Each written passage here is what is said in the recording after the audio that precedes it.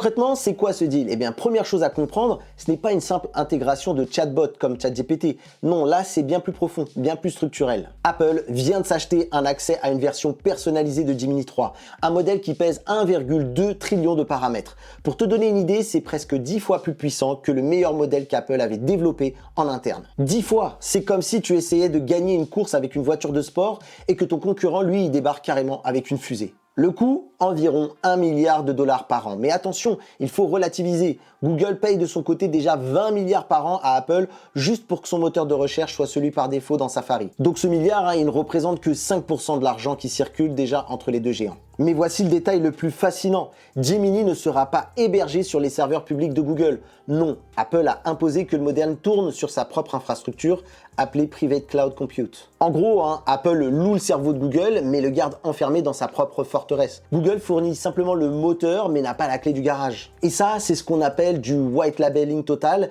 c'est-à-dire de la marque blanche. Tu ne verras donc jamais le logo Gemini sur ton iPhone. C'est typiquement Apple, ça. Tu achètes une Porsche pour le prestige, tu ne demandes pas si les pistons sont fabriqués par Bosch. Mais bon, maintenant tu te dis, attends, Google, l'entreprise qui vide mes données, sur mon iPhone qui me promet d'ailleurs la confidentialité absolue? Oui, je sais, ça peut paraître paradoxal, mais Apple a anticipé cette critique en construisant ce qu'ils appellent le Private Cloud Compute. Et sur le papier, c'est vraiment solide.